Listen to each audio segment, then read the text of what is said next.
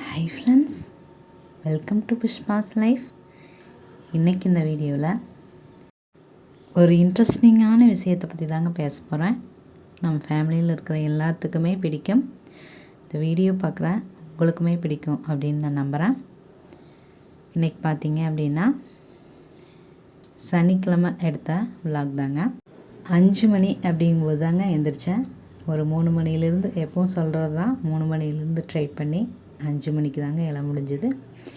அதுக்கப்புறம் ஒரு 5:45 இருக்கும் அப்படின்னு நினைக்கிறேன். நான் தீபம் ஏற்றும் போது பரவாயில்ல, லேட்டானாலும் பரவாயில்ல, நாம் முயற்சியை பண்ணிகிட்டே இருப்போம் அப்படின்னு சொல்லிட்டு தாங்க தீபம் ஏற்றியிருந்தேன். அதுக்கப்புறம் பூவெல்லாம் பறித்து விட்டு என்னோடய பூஜை வேலைகளை ஸ்டார்ட் பண்ணுங்க. இன்றைக்கி ஒரு இன்ட்ரெஸ்டிங்கான விஷயம் அப்படின்னு சொன்னேன் இல்லைங்களா, அது அன்பை பற்றி தாங்க பேச போகிறேன். இது கண்டிப்பாக உங்களுக்கு பிடிக்கும். எப்படி சொல்கிறது, லவ் அப்படிங்கிறது பிடிக்காத யாருமே இருக்க முடியாது இந்த உலகத்தில் அப்படின்னு தான் சொல்ல முடியும் இல்லைங்களா. ரொம்ப நாளாக இதை பற்றி பேசணும்னு நான் நினச்சிட்டே இருந்தேன். இன்றைக்கி எனக்கு ஒரு வாய்ப்பு கிடைச்சிது, அதனால் அதை பற்றி பேசுகிறேங்க. நேற்றுமே கூட நம்மளோட வாசுகி தங்கச்சி அவ்வளோ ஒரு அன்பான கமெண்ட்ஸ் கொடுத்துருந்தாங்க. நானுமே 2-3 நாள் அதை பற்றி பேசணும்னு நினச்சிட்டு இருந்தேன். அவங்க பார்த்திங்கன்னா அன்பை அப்படி அழகாக அவங்களோட கமெண்ட்ஸில் வெளிப்படுத்தியிருந்தாங்க. அதை பற்றியுமே பேசுவோம். சரி, நான் இன்றைக்கி இதை பற்றி பேசுகிறேன் அப்படின்னா, இன்றைக்கி தீபமெல்லாம் ஏற்றிட்டு உட்காரும்போது பார்த்திங்கன்னா இந்த கொஞ்ச நாளாகவே சிவனோட ஞாபகம் வந்துகிட்டே இருக்குது அப்படிங்கிற மாதிரி சொல்லியிருப்பேன் அப்படின்னு நினைக்கிறேன். அந்த மாதிரி சிவனை பற்றி நம்ம நிறைய விஷயங்கள் பார்த்துருப்போம், கேள்விப்பட்டிருப்போம். ஆனால் ஜீ தமிழ்ங்கிற அந்த தொலைக்காட்சியில் பார்த்தீங்க அப்படின்னா அழகாக சிவசக்தின்னு சொல்லி ஒரு நாடகம் ஓடிட்டுருக்குங்க. நீங்கள் பார்த்துருப்பீங்க அப்படின்னு நினைக்கிறேன். நான் ஒரு தடவை பார்க்கும்போது ஒரு சீன் மட்டும் பார்த்துருந்தேன். என்ன அப்படின்னா, பார்வதி ரொம்பவுமே கோவப்பட்டு 2 பேருமே பிரிஞ்சிருக்கிறாங்க. சிவனும் சரி பார்வதியும் சரி. அவங்க ஒரு காட்டுக்குள்ளே சந்திக்கும்போது அவ்வளோ ஒரு எப்படி சொல்கிறது, சிவன் அவ்வளோ ஒரு லவ்வோட, ஒரு அன்போட, ஒரு காதலோட அப்படியே சொல்லலாம்னு நினைக்கிறேன். அந்த மாதிரி ஒரு இதில் பார்வதி கிட்ட பேசுகிறாங்க. அப்படி பேசும்போது பார்வதி சொல்கிறாங்க, இவ்வளவு நாளாக உங்கள் பக்தர்களுக்காகவும் எல்லாத்துக்குமாகவுமே உங்கள் நேரத்தை செலவு பண்ணியிருக்கிறீங்க. இன்றைக்கி ஒரு நாள் எனக்காக நீங்கள் செலவு பண்ணணும், நான் சொல்கிறத செய்யணும் அப்படின்னு சொல்கிறாங்க. அப்படி சொல்லும்போது, சரி தேவி நீ சொல்லு அப்படின்னு, என்ன சொல்லு அப்படின்னு கேட்கும்போது அவங்க சொல்கிறாங்க, கண்ணை மூடி கொஞ்சம் நேரம் அமைதியாக இருங்க அப்படின்னு சொல்லி சிவனோட கண்ணை பொத்திடுறாங்க. அதாவது அந்த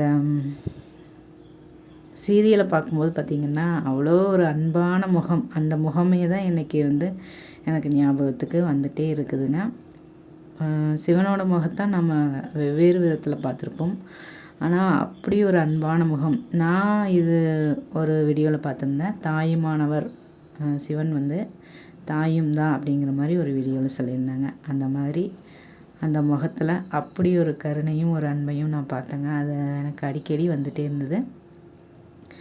அப்பையிலிருந்தே ஒரு எப்படி சொல்கிறது, இது ஒரு விதமான நம்ம கடவுள் மேலே வச்சுருக்கிற ஒரு அன்பு இல்லைங்களா. அந்த மாதிரி தான் எனக்கும் தோணுச்சு. ரொம்பவுமே அந்த முகம் பிடிச்சிருந்தது. அவர் அந்த மாதிரி கண்ணை மூடி பார்வதி அவங்களோட சொல்ல கேட்டு கண்ணை மூடி இருக்கும்போது பார்த்திங்கன்னா அசுரன் பிறந்துடுறாரு. அசுரன் கண்ணெல்லாம் பிறக்கிற மாதிரி ஒரு காட்சி. இவர் உலகமே இருள் இருக்கிறங்காட்டிக்கு அந்த மாதிரி நினைக்கிறேன். அதுக்கப்புறம் அவர் கண் திறக்கும்போது இன்னொருத்தவங்க பிறக்கிறாங்க, தேவர்கள் யாரோ ஒருத்தர் பிறக்கிற மாதிரி ஒரு சீனுங்க. அந்த சீன் தான் நான் பார்த்துருந்தேன். அவ்வளோ ஒரு அருமையாக இருந்தது அந்த காட்சி பார்க்குறக்கு. அதுவே தான் எனக்குமே ஞாபகத்துக்கு வந்துகிட்டே இருக்கும். அதுக்கப்புறம் இன்னொன்றுமே கூட நான் சொல்லணும்னு ஆசைப்பட்றேன். என்ன அப்படின்னா, ஒரு வீட்டில் பார்த்திங்க அப்படின்னா ஒரு டிஸ்கஷன் பண்ணிக்கிறாங்க. கடவுள் நேர்லேயே அவங்களுக்கு என்ன வர வேணுமோ கேளுங்க அப்படின்னு கேட்குறாங்க. அப்படி சொல்லும்போது வீட்டுக்குள்ளே டிஸ்கஷன் பண்ணிக்கிறாங்க. ஒவ்வொருத்தரும் ஒவ்வொரு விதமாக சொல்கிறாங்க. பணத்தை கேளுங்க, பொருள்களை கேளுங்க, நம்மளோட புகழ், இந்த மாதிரி ஒவ்வொன்றையும் கேளுங்க அப்படின்னு சொல்கிறாங்க. அப்படி சொல்லும்போது அந்த வீட்டில் இருக்கிற ஒரு ஆள் பார்த்திங்க அப்படின்னா, அன்பை கேளுங்க, எப்போவுமே நம்மளோட வீடு வந்து அன்போடு நிறைஞ்சிருக்கணும் அப்படின்னு கேளுங்க அப்படின்னு சொல்லும்போது அவர் வந்து அதே மாதிரியே கேட்குறாருங்க. எங்கள் வீட்டில் எப்போவும் அன்பு நிறைஞ்சிருக்கணும் அப்படின்னு சொல்லி கேட்குறாங்க. அப்படி கேட்கும்போது பார்த்தீங்க அப்படின்னா கடவுளே சொல்கிறாங்க, அன்பு இருக்கிற வீட்டில் செல்வம் புகழ் எல்லாமே நிறைஞ்சிருக்கும். அதனால் அவங்க அன்பை மட்டுமே அன்போடு எங்கள் குடும்பம் எப்பவும் சந்தோஷமாக இருக்கணும் அப்படின்னு கேட்கும்போது அந்த லக்ஷ்மி தேவியும் சரி எல்லாருமே வந்து அருள் புரிஞ்சாங்க அப்படிங்கிற மாதிரி ஒரு கதைங்க. எனக்கு சரியாக தெரியல, எனக்கு புரிஞ்ச மாதிரி நான் சொல்லியிருக்கிறேன்.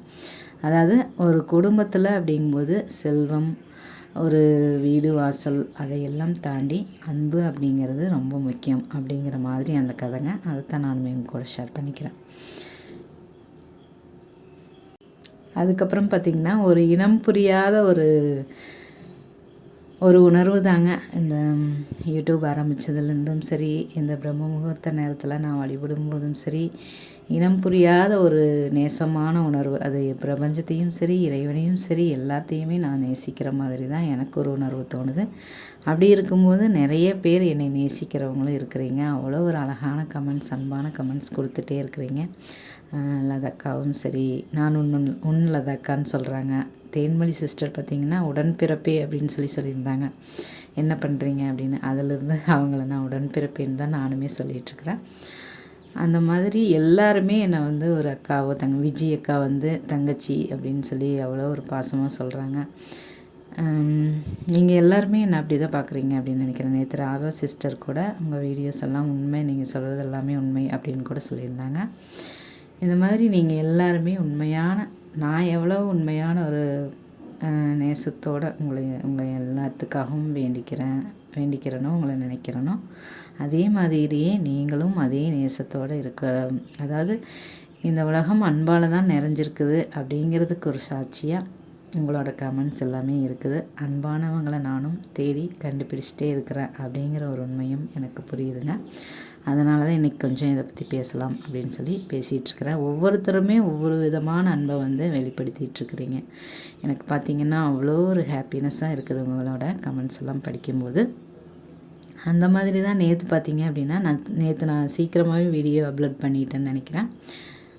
பண்ணினதுக்கப்புறம் பார்த்திங்கன்னா நிறைய பேர் நான் வீடியோ போட்டனையுமே பண்ணியிருந்தீங்க. ஆனால் நான் கொஞ்சம் லேட்டாக தான் பார்த்துருந்தேன்.